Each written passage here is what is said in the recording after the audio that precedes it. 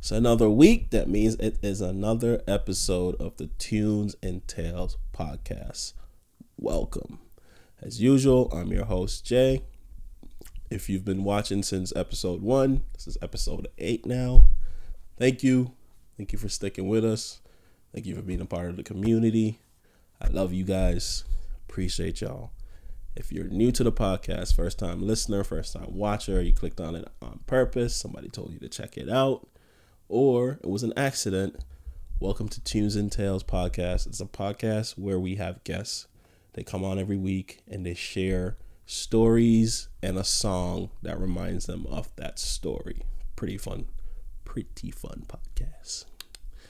Anyway, if you hear my voice and you're like, wow, this dude sounds like shit, that's because your boy is sick. Going through it right now. So with that said, I'm gonna make the intro quick as possible. So bear with me. For the notes, if you want to follow us on social media, message us, just reach out, whatever. You can find us on Instagram and TikTok at tunesandtalespod. You'll see it right there.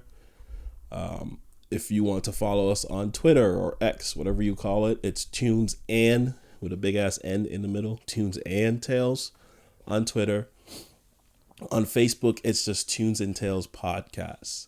Now, if you want to listen on the go, if you want to, when you're at work, during chores, when you're driving somewhere, you want to catch up on the episodes, you can listen on all podcast platforms. You'll see them right below. For the people listening, that is wherever you're already listening. I just thought of that shit. So wherever you want to listen to podcasts, if you're watching, you'll see them right there. Next, if you are on YouTube watching, just, hit subscribe, follow the podcast, do your boy a favor. Help me, help you have a good time listening to the podcast. You know what I mean? And what else we got? Oh, the email. If you want to send us, share your story and a song, you can message us or message on social media, or you can email us at tunesandtalespod@gmail.com. Again, if you're watching, you'll see it right below. All right, moving on. Today's guest is Brea. She is a very wise woman for her age. I'll put it that way. She sees life differently. She's a very open and honest person. And today she'll be talking about her relationship with her partner and just the roles, ups and downs they had to go through to be open and honest with each other. Honestly, relationship goals. But again, forgive my sickness, but welcome to the podcast, Brea.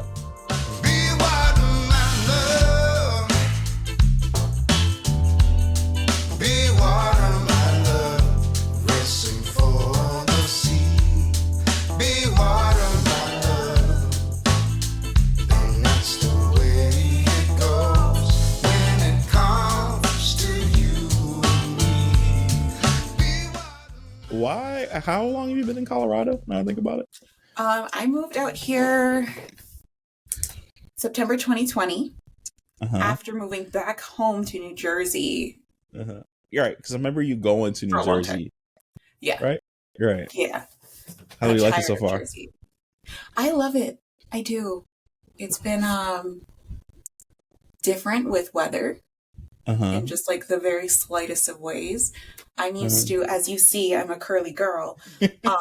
I'm used to humidity, and my hair not enjoying that too much. Out here, this is flourishing. I'm very happy. That's fine. Happy. That's dope. Yep. That's dope. All right, so you ready to get into it? Yeah. All right, so what is the memory or moment you would like to share with us today? So I've been with my partner, Colton, since our junior year of high school. And he and I were very much into music together. And one of the songs that we vibed over is this one. Right. We weren't dating just yet. We were still hanging out, still talking, still feeling all the feelings without actually vocalizing what they were. And this song was kind of our bridge of getting those feelings out there. Got you. Okay, cool. So now we're gonna. All right. So let's dive into kind of like how you guys met, how it got to where it got. So, like you said, you guys met in high school, but was it like the same class, or was it like a love at first sight thing, or like? Oh. So, I am originally from New Jersey. He Uh-huh. is from Massachusetts. Okay. His mother was a corporate flight attendant, I believe, and at the time that we met was very, I am very grateful. Mm-hmm. So the high school we went to is an academic, we absorb other people from different cities kind of Mm-hmm. school. I got lucky that the 2 days before school was ready to go, I got accepted. Oh, Now, nice. I hate the school for that because I was supposed to be Oh. accepted sooner, but whatever. uh, so I got accepted 2 days before school starts, and he got accepted to a bunch of different schools, but chose this one. Mm-hmm.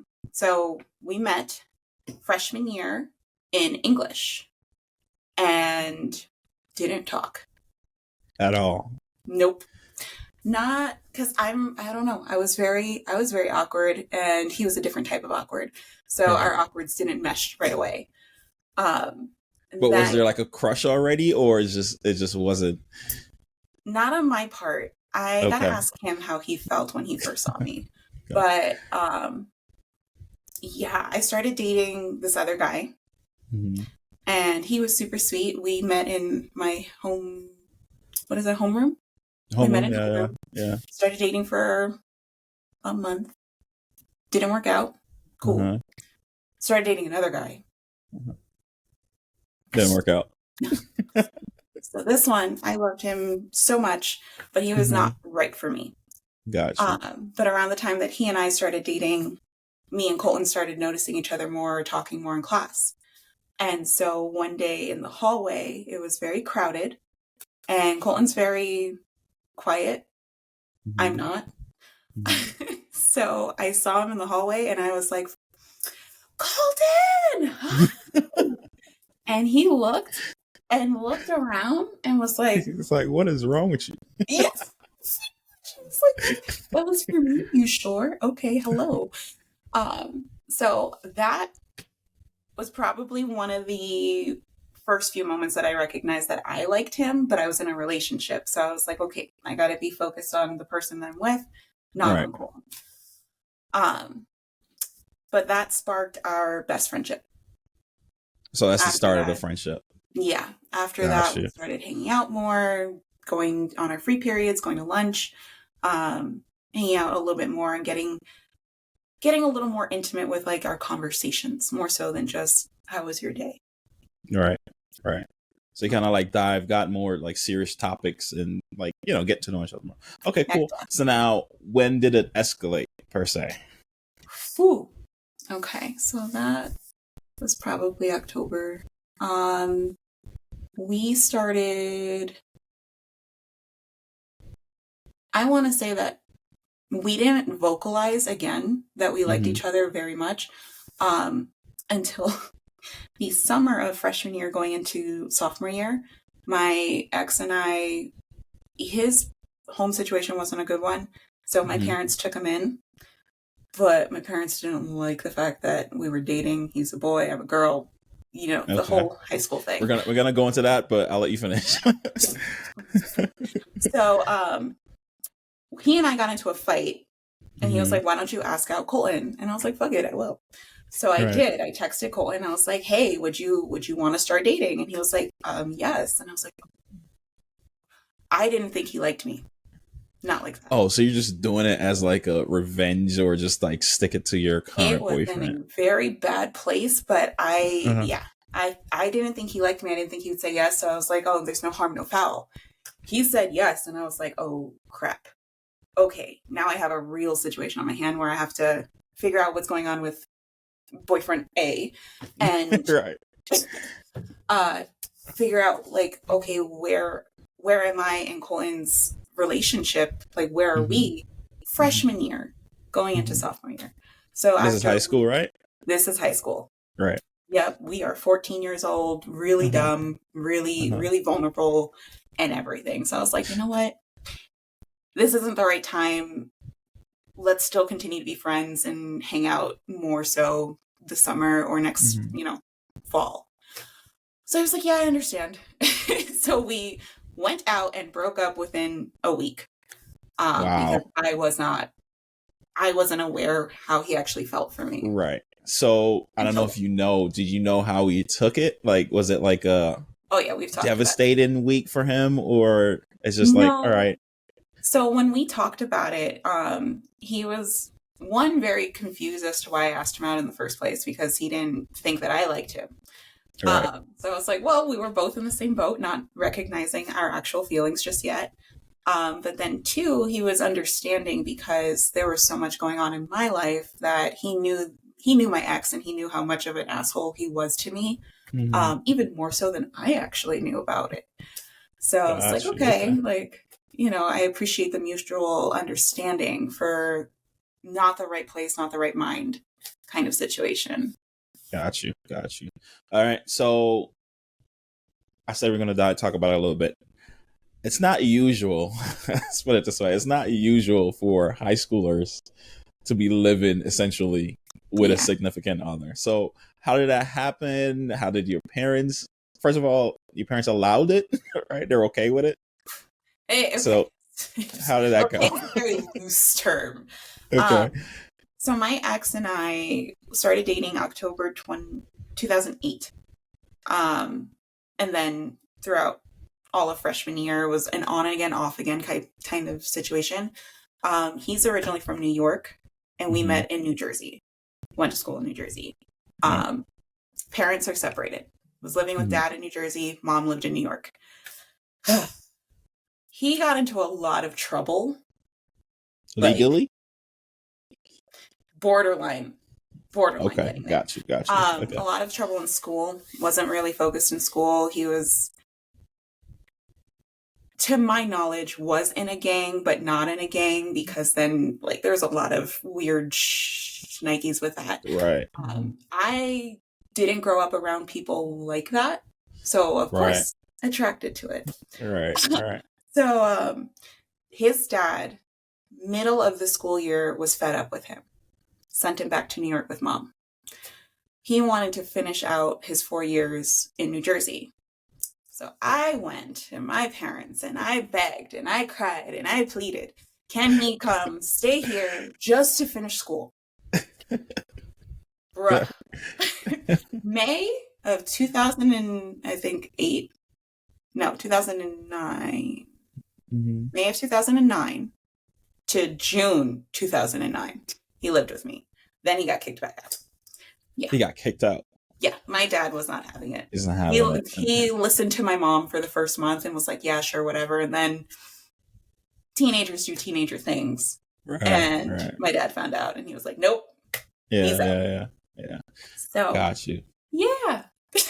So after that whole experience, is it now you and Colton, like you and your partner, or how do you guys get to officially we're dating? So sophomore year, I was still kind of in like trying to figure out what me and ex were doing. Now that he's in New York, a lot of emotional trauma with that one. But I still have love for him as a person. Throughout this time, we have grown to like communicate a little bit better. Just we are Right. not meant for each other. All right, which is understandable. Yeah. Right. And so sophomore year, I was like, I'm just going to focus on me. I'm not going to date. Right. But I like Colin and I like this girl, Brianna. I had the brightest idea in, I think it was either October or November, to introduce Colton and Brianna because I wanted to have a good friend group. You fucked up. They started dating. You fucked up. Bruh. I was like, what happened? Okay. All right. So they start dating and I'm like, well, I said I wanted to focus on me, right? So this is what we're doing. We're focusing on me this year. Their relationship was a little rocky as well. She did not allow for him to talk to me. So most of sophomore year, he and I couldn't even be friends. Yeah. So was she aware of that connection you guys had, Oh, yeah. or? And she was Okay. aware of the connection that she and I had, because she also reciprocated feelings for me too. Got But you. they started dating. And so she was more controlling of him than I think anyone would ever be of anyone. And I didn't recognize it right away. I just thought that he wanted space from me because of the shit that I pulled over the summer. And I was like, you know, I deserve it. Cool. Then they break up, I want to say going into junior year. So they break up and he and I start talking again. And junior year, so freshman, sophomore, and junior year, we shared English. But junior year, we also shared physics as a class. And so every morning for physics, when he would walk in and I'm sitting, he would come kiss me on my forehead. I'm like, oh my God, I love this man. He loves me. Oh my God. So cute. Shoot, I think I skipped a whole part. I had actually kissed him first before he started dating Brianna. So I feel like it's just like mixed signals like all over. Like it's just high school, right? Right. Like, we are Right. literally figuring it out right. minute by minute. Okay. Terrible. Yeah. So, and then I found out I was his first kiss. Did not know that. Oh, so it was even that more important. Yes, very much. Wow. Okay. Yes. So in junior year, when he's, you know, he's fresh out of that relationship, I jump into another one. Not with you guys him. just can't get your timing right. Like, what's going on? It's me. I'm the problem. That's hilarious. Yeah. So I got into a different relationship because I had a friend tell me that I wasn't allowed to date this person because they liked him. And I said, well, watch me. Worst decision. I didn't even know this guy. I barely tried to know this guy. And I was just like, hey, you want to go for a date? And then we wound up dating. Not to be like super sad or whatever. This guy does wind up raping me at some point in the relationship. And so I lived with a lot of guilt and shame with that because I was like, oh, I went into this relationship out of spite. I can't even talk to the friend that I loved dearly because I chose to spite them for one thing, right? And it led to something completely right. And like, you know, in the moment, I felt like I deserved it. No one ever deserves something like that to happen to them. And I had to go to therapy for that. But going back to Colton, he is my best friend at this time frame. The only one who's talking to me at this time frame. And it took me 2 months to admit to him. He was the first person I admitted about this situation that happened to me. So it took me 2 months still dating this guy because I'm just like, well, I called this upon myself. All right. You still feel like it's your fault. Yeah. Right. Okay. I was like, I'll just live in it. I tell Colton, and he is the sweetest person to me. Like, he was like, all right, I'm sorry that happened to you, but we need to go tell an adult. We need to go tell somebody that this happened to you so that way you can get help, because I was in a very fucked up stage. Like, mentally, it was like, I didn't give any shits about anything anymore. I stopped eating. I stopped caring about myself. I barely did my studies. And he noticed that. And so he took me to a guidance counselor. I sat with them. They called my parents. I go to a hospital, whole big thing. But his phone number, and to this day, I still remember that phone number. That was the phone number that I committed to memory so I could make a phone call. You can call right away. Yeah. Right. So that was April of 2011. I broke up with this guy. I'm in the hospital. I go do my stuff in the hospital, start seeing therapy outside of the hospital. And in April, May, and June, Colton and I are talking a lot more. We're hanging out a lot more. And June 2011 is when he asked me out. So we did full on circus I'm, acts to get to this point. I'm sitting here like it's about fucking time. Everyone was thinking that. You guys are like the stars aligned type. You know what I mean? Oh, so that's awesome. So like, so you guys officially asked you out. Obviously, you say yes. You guys start dating. What was obviously there's been feelings this whole time, right? No questions about that. But what was it like, you know, like, hey, we go together, it's how our society works. We represent each other now. Like, how was it like for the first time?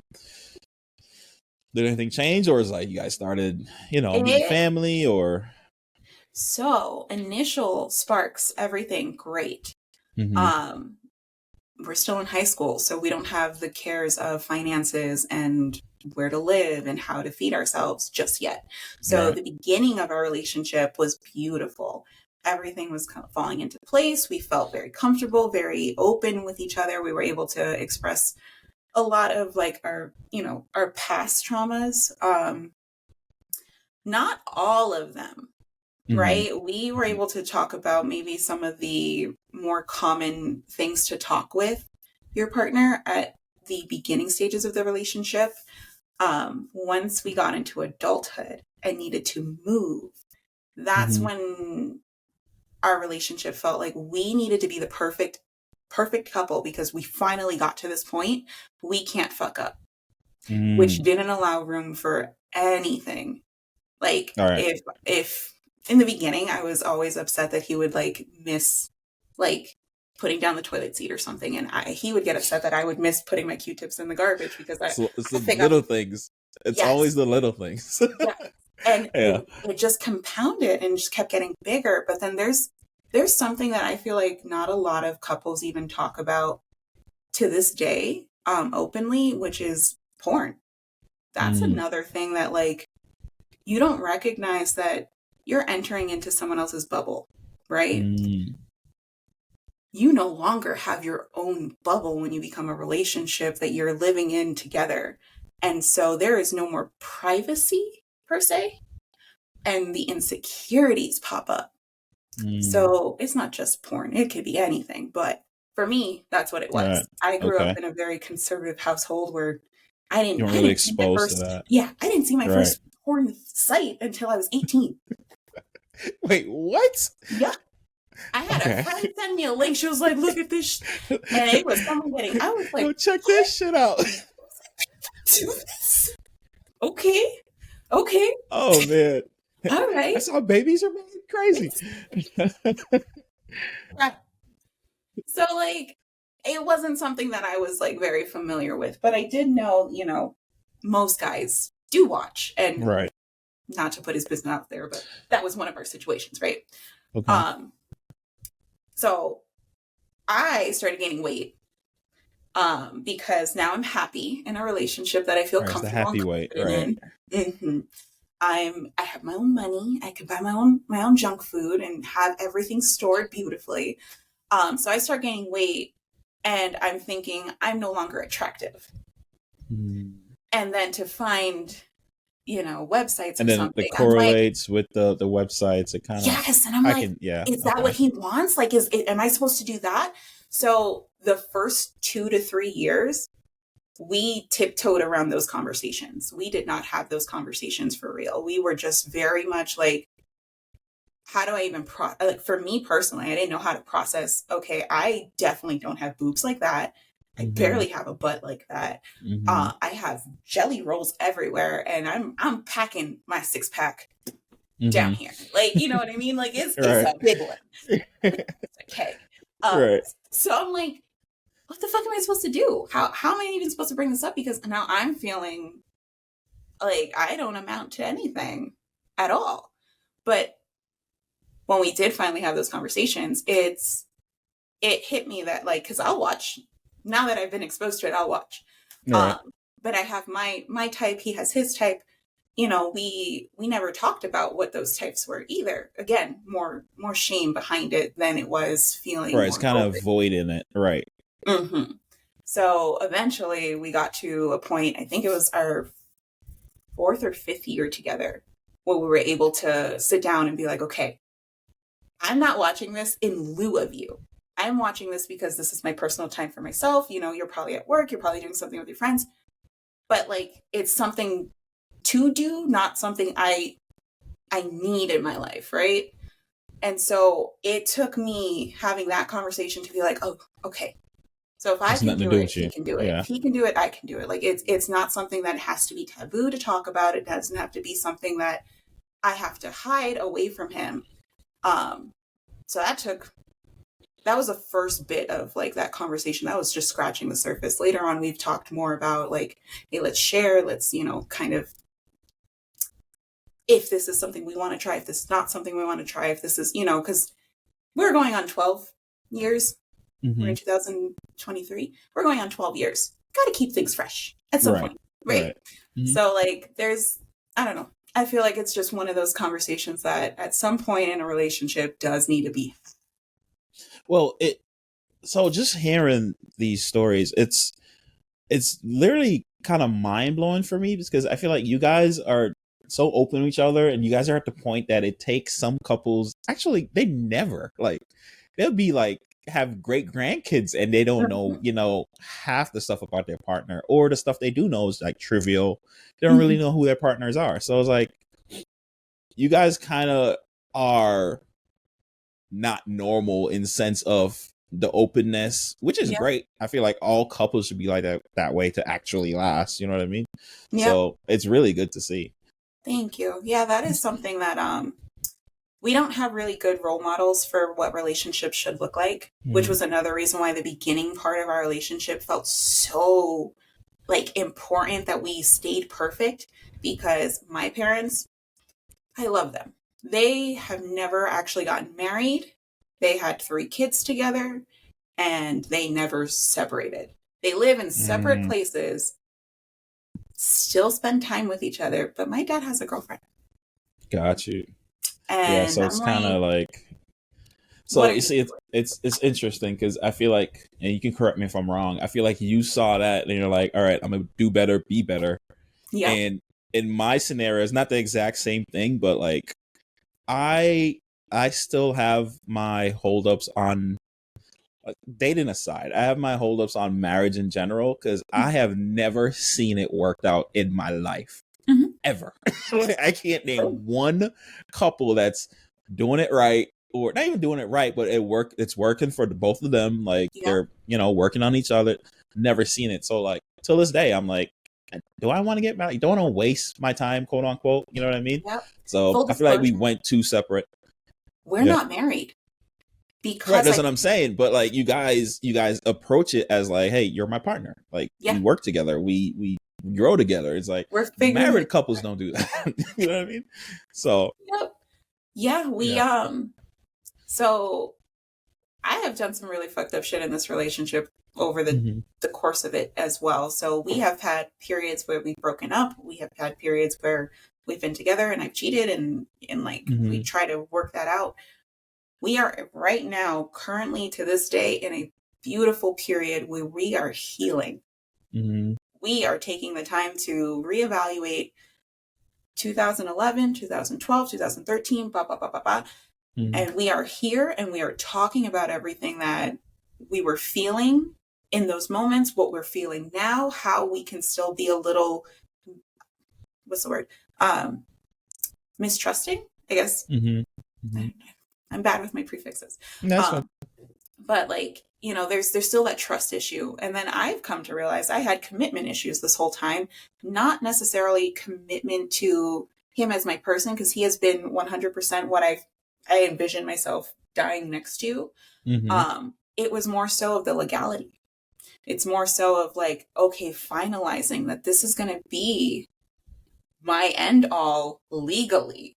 And if I were to fuck up, he can legally take me to court and, you know, do whatever it winds up being. But that's more so of the fear of what could go wrong instead of actually living in the moments that we're doing right, or living in the moments that we're just, you know, he's at a level 2 and I'm at a level 6 and he's like, hey babe, can you meet me a little lower? Right. I'm okay, I Right. can do that. And then reverse, like we are there for each other to help uplift and to just hold space for, not just to be like, okay, we need to be on point and be all these beautiful things that everyone sees on the internet. I mean, Right. like, that's what I thought I needed to do. Where I'm at now, I realize, God, that is exhausting. That is not authentic. That is not as beautiful as just being able to wake Who up you with are. bad breath and my poopy ass hair and just be like, hi, babe. So what got you to that? Was it just throughout the years in a relationship? Was it therapy? Like, what got you to finally realize, like, hey, I don't have to be perfect. He doesn't have to be perfect.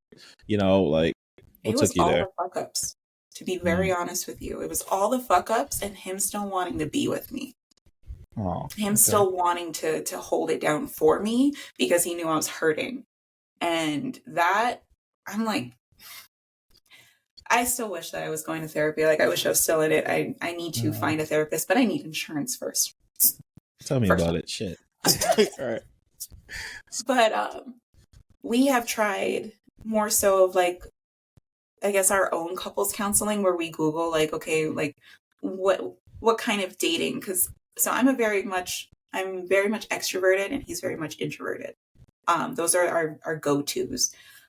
So I want to go out, explore, go on dates and like have fun, where he wants to stay in, do something chill and have Sounds fun. like me. And so like I needed to realize it doesn't have to be 100% let's go all the time. But what I do need is to feel like you care enough about me to ask me. If you ask me, I feel like over the moon. You can give me this and be like, I thought of you. This color made me think of you. Right. It would be. Right. It's the thought. You know, that I realized that that's what I needed more so than I need to go dancing. I need to go. I just want to feel like I'm one of your thoughts today. Don't have to be the first thought, but just at least one of them. And for him, he needs to feel like I am able to do that in a way where I prioritize his needs and what feels secure for him instead of me trying to pull him. Oh, because that's what I was doing. I just kept trying to pull him to get him to go out when all I could have done was just meet him halfway. And that's where we are. We are at the halfway mark.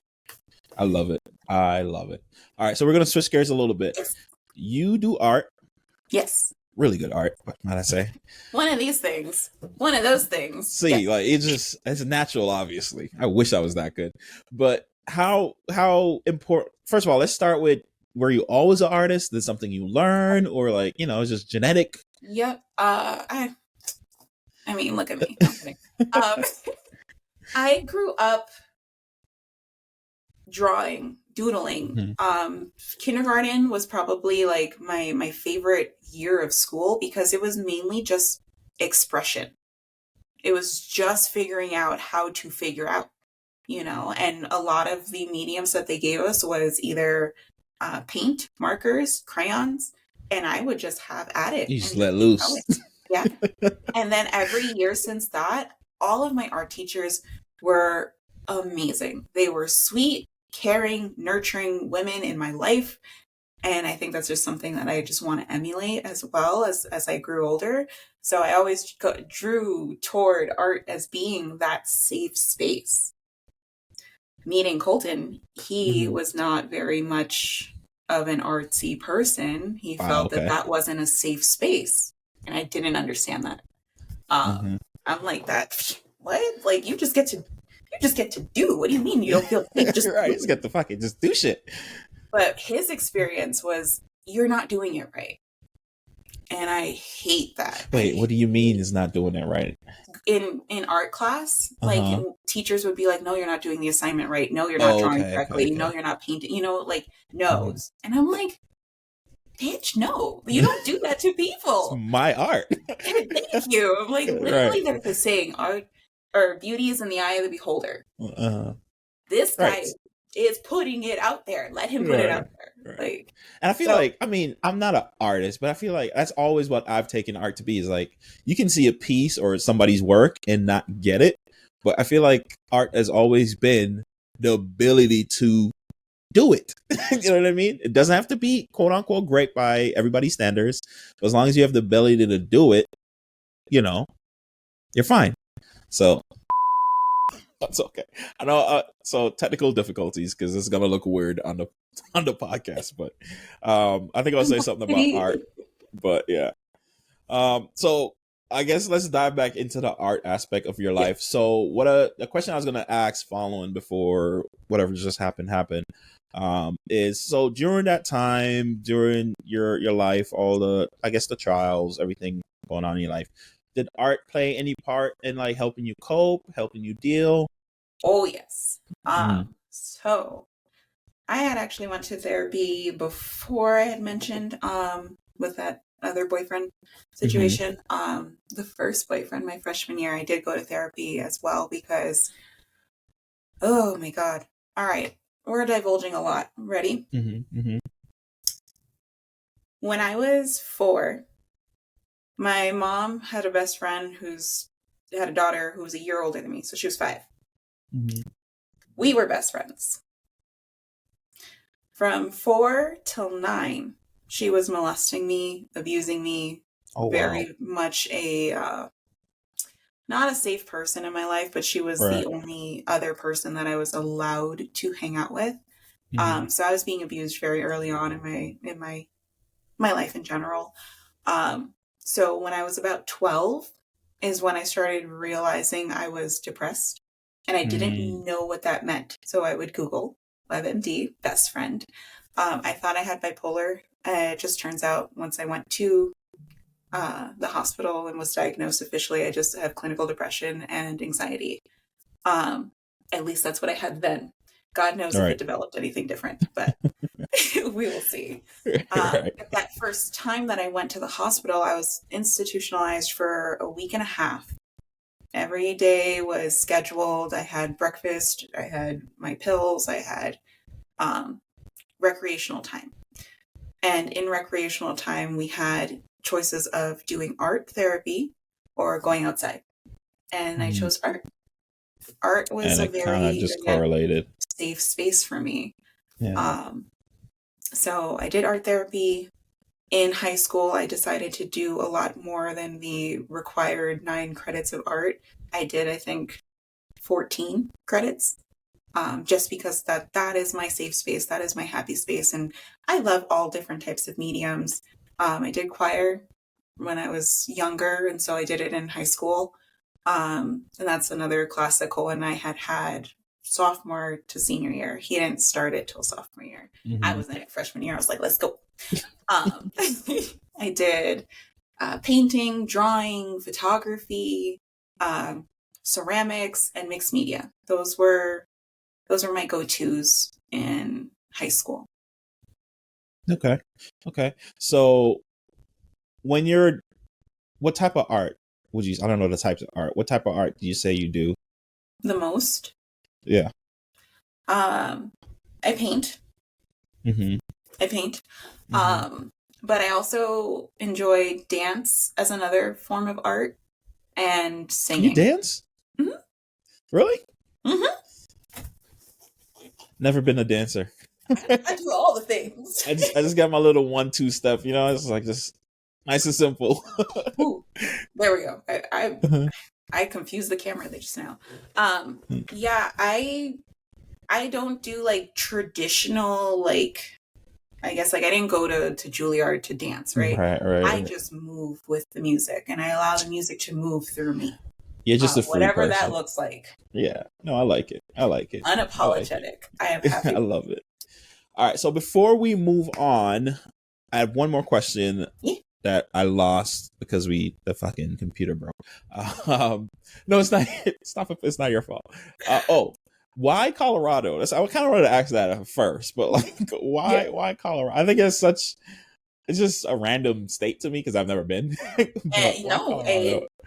Getting out here was random as well. As I mentioned, I moved out here September 2020. Let's all wrap that around our heads. COVID. Right. East Coast got hit really hard. New York, New Jersey specifically got hit in March with lockdown and dealing with depression. It was Oh, hard on so me. you were kind of like running away from that.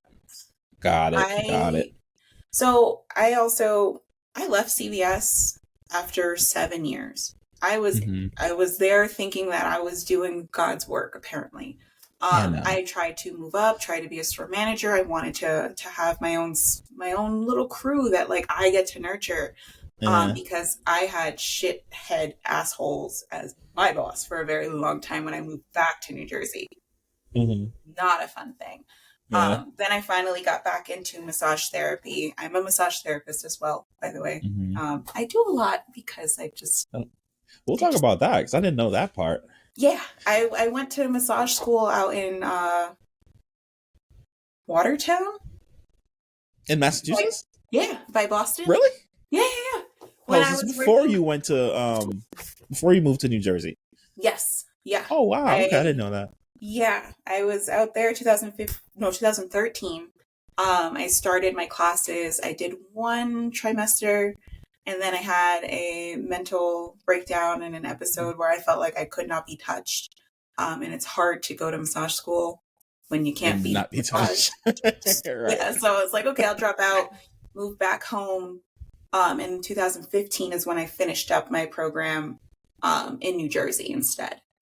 But I was still working for CVS. I was a supervisor, ops man, manager in training, and decided I had enough. That place is draining. Yeah, everybody. It was all about the numbers and not about the people.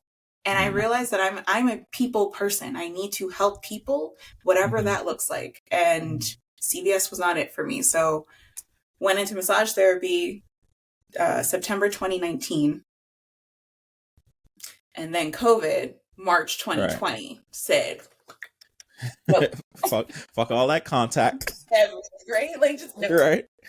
So then I got into a real bad depression with all of the hospitalizations because I was keeping track. I couldn't do the news. The news was too much. So I was keeping track through the health department of my hometown in New Jersey.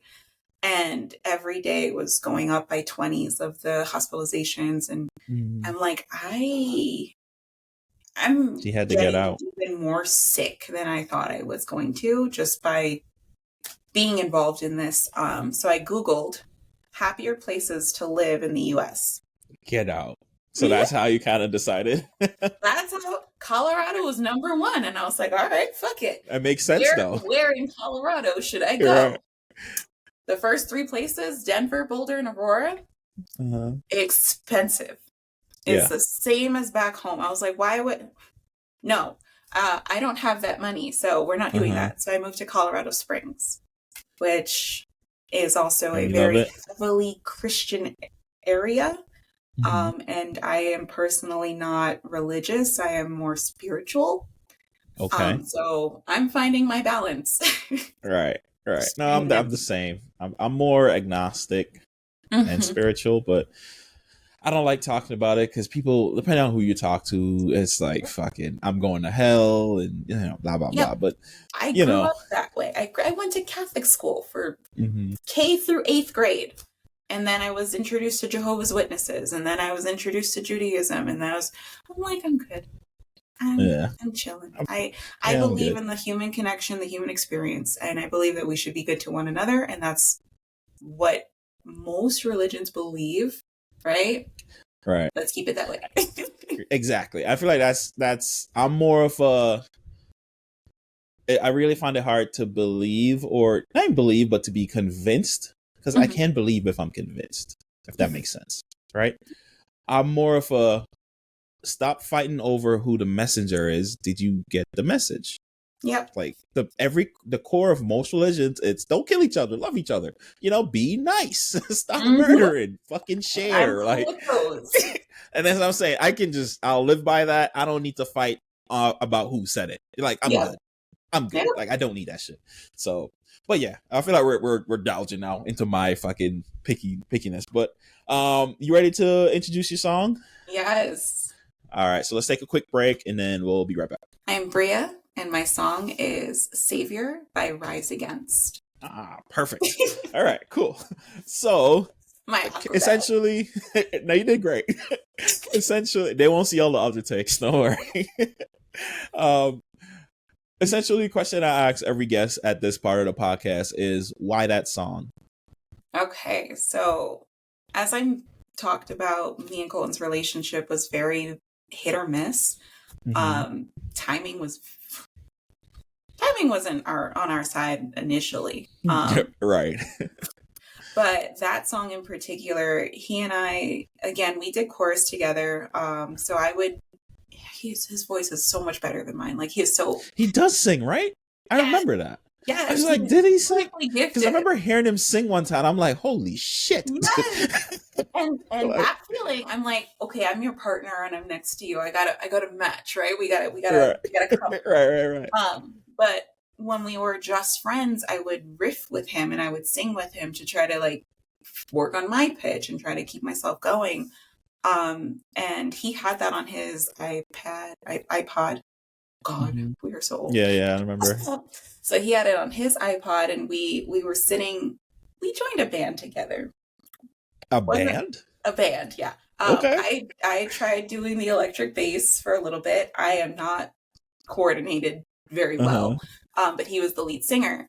And after band practice, he was dating one of the other girls in the band too. And I was dating the other guy. This was junior year. And after band practice, we sat down waiting for the trolley to pick us up to take us to closer to my home so that way his mom could pick him up. And the song came on and we just started singing together / to each other. We each did a verse and a part of the chorus to each other. And so that became our song. Because it's also a little bit about like not necessarily knowing how much someone means to you in that moment or like how long it goes for you. And as years had gone by, like we sing it randomly. We don't listen to rock as much as we used to, but that was our genre together. So we'll fall back into it and we'll find them and be like, oh my God, do you remember that time that we sat there? And like, we just reminisce very heavily on that. So that's what I was about to ask. So if you play him that song right now, is it the same? Like it comes back to him? I'm shit with lyrics, like absolutely terrible. That is the one song that I know. You know every word. That's awesome. Yeah, that but we do road trips a lot too, and as you know, we moved from Massachusetts. We moved from New Jersey to Massachusetts, Massachusetts to New Jersey, New Jersey to Florida, Florida to New Jersey, New Jersey to Colorado. Here we are. But anytime that we're driving, we go to our genre, rock, and that's awesome. Is usually what pops up, and that's where we tend to just riff together and just go with it. That's dope. So it's the song. Sorry, remind me again. The song is called Savior by Rise Against. Yeah. Dope. All right, that's really it. So we're towards the end. I have this little game I like to play right before we end the podcast called On the Spot. Okay. So essentially, I'll give you 3 scenarios / questions. Let's go. And as quickly as possible, you have to name the song that applies to those scenarios. Oh. Like on the spot. No thinking about it. Just on the spot. All right. You ready? No. No choice. All right. So first one. Sunrise at the top of a mountain. Bruh, I don't know why My Immortal came up. Okay. My Immortal. Evanescence. Okay. All right, cool. That does not have anything to do. I haven't heard that band in so fucking long. My God. It has nothing to do with Sunrise. So you know what's funny? I was mad at them as a kid because that's when 50 Cent album came out and he lost like best new artist, some Grammy. I remember the category. And I was such a big 50 Cent fan. And when I don't remember what album won, but whatever it was. And I was like, what the fuck? That's not fair. I was like legit upset. I'm the one that got robbed. All your hard work and dedication. I know all that time I spent recording, shooting music videos. This is like, come on, dog. But in the gym, let's go. Right, doing sit-ups. All right, next one. Let me see. Cross country road trip, and you can only play one song. We would do Simple Man by Shine Down. Simple Man by who? Shine Down. They Never did a heard that. cover, and that's the one song that I can like my vocals go with. We're It good. matches it. Nice, nice. All right, last one. Love at first sight with your significant other. Savior. Savior. Rise Against. I feel like that was going to be the answer. That's the one. That's the one. All right, that's awesome. All right, so I want to thank you again for coming on. This is a really good episode. This was no amazing. Problem. I saw your. You know, it's funny. I was on your art page, and I was like, "Oh, she'd be perfect." It just like clicked. I'm like, "She'd be fucking perfect." But that's why I messaged you. But oh yeah.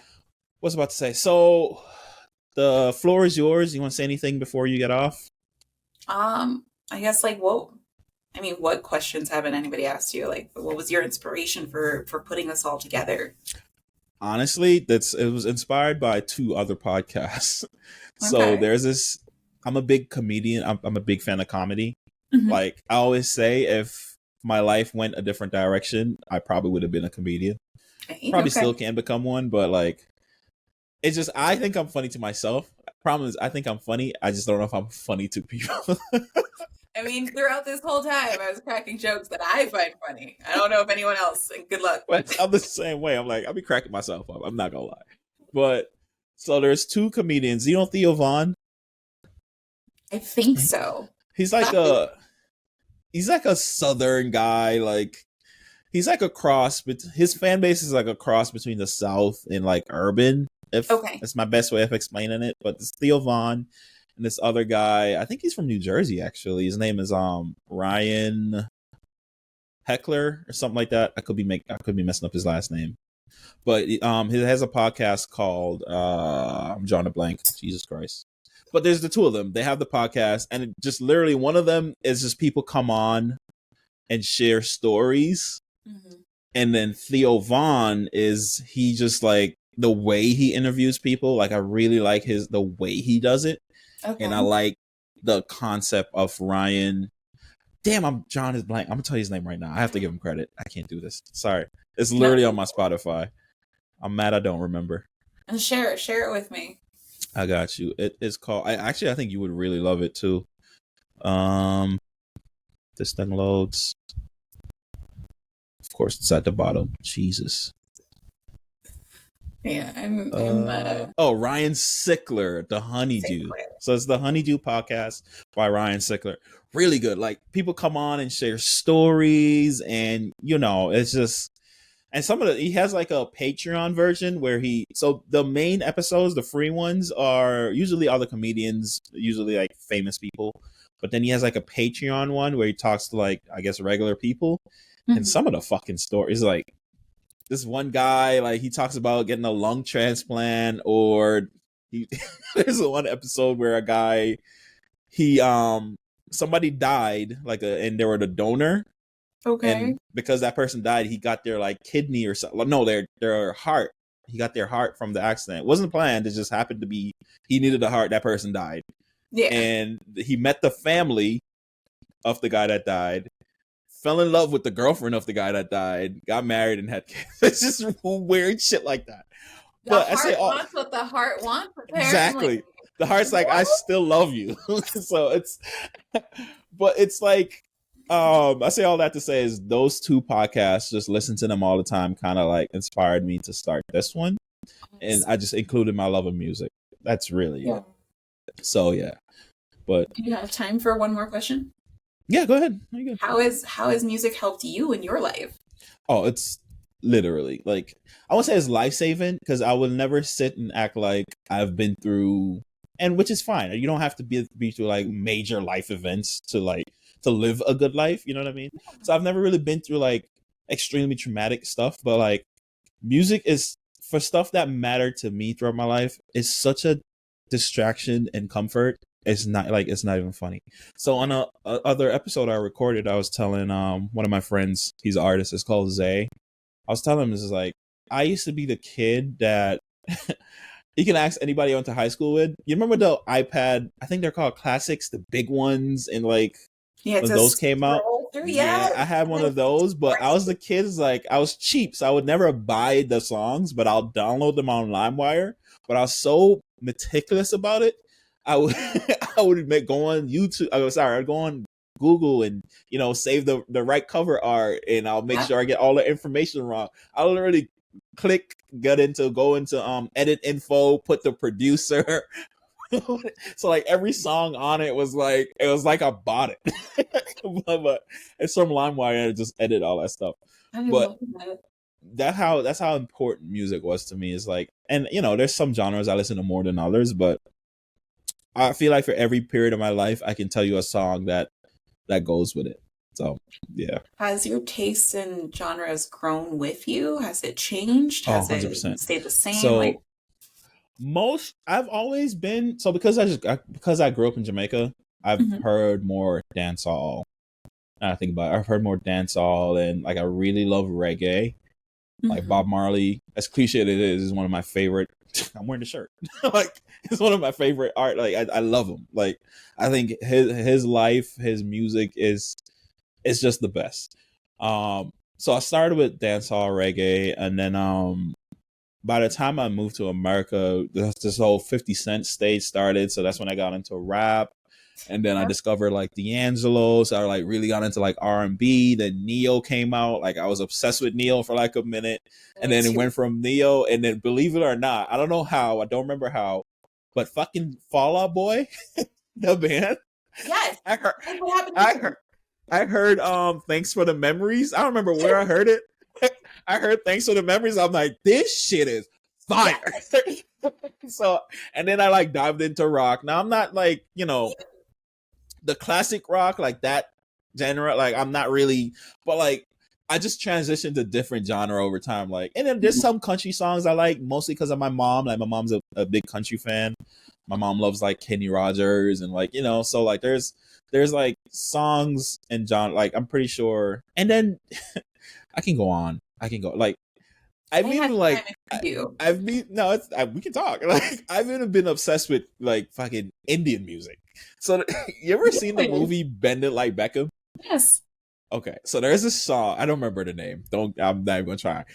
There's a song on the soundtrack that I used to fucking play like just on repeat, and I had no idea one word what the song means. It just sounded so good. But that's just my love for music. I just love it. I love it. Aww. But yeah. I think it's funny that you mentioned that you went from rap to rock. In that, I am almost positive I did the same switch.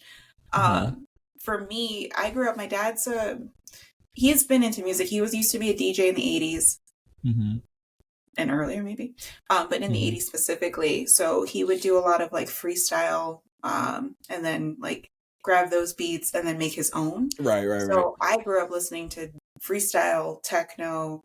My mom is Chilean, so she is more of the Hispanic Latin influence in my life. But growing up, I hated that shit. Really? Hated Latin music, like to the point where I'd be like, "Shut it up!" Like an old grandma. Like I'm triggering. Chill. Yeah. But eventually, I found appreciation for that music as well when I got into dancing. Once I started allowing my body to actually flow with rhythm, that's when I was like, okay, I'm vibing with everything now. Yeah. But it was 2002, 2003, or 2004 maybe, when I was actually introduced to YouTube for the first time, and I was shown Thanks for the Memories by Fall Out Boy, and I was shown I Write Sins Not Tragedies by Panic at the Disco. Those motherfuckers were just mind-blowing artists for me. Right. Like, those videos alone, next to the sound that they put with them, next to the fact that some of them were explicit, I'm like, oh. Okay. Like, what is going on? Right. Yeah. They were my gateway. It was emo rock was my very first genre of rock. But my mother used to listen to classic rock as well. So Metallica, Led Zeppelin, those guys I tend to go back to. Her cousin listened to The Doors. I randomly wake up like, feel like listening to the Doors right now. Let's go. And it's so funny because that's me and like old school R&B. Like it's so weird now. Like I'll just have days. It's like I don't feel at peace if I'm not like playing like Lauryn Hill or like fucking. There's this guy called Raheem Devon. Like it's just if I don't play that, like it's almost like neo soul. If I don't play that, it's just like I don't feel right. Like my soul feels wrong. I gotta send you like a screen recording of my genres on please Pandora. do. Please do. Because like I literally bounce back. I also love neo soul. I've been getting into jazz more lately. As I gotten older, I feel a stronger connection with the pianos, the flutes, the saxophone, and always have had a connection with the drums. Always. That's the rhythm, right? So like anything that has those instruments accompanying them, like talking to each other, enjoying each other's presence, I need that. That's how I start my day. I work as a massage therapist. That spa music gets real tiring. Oh yeah, isn't that slow like that? Yeah, I'd be sleeping. I recently opened up my own office and I'm like, fuck that. We are actually playing music. You are going to tell me what relaxes you and we're going to listen to that. If you don't want something, I'm putting on chill fucking lo-fi right now. Like we are chilling. But yeah, I got to send you. It's all. That's dope. That's great. All right, it was fun talking to you. And I want to thank you so much for sharing your story. I really do appreciate it. I apologize that it was very much... I've gone through a lot of shit, so I'm sorry that some of it was deep.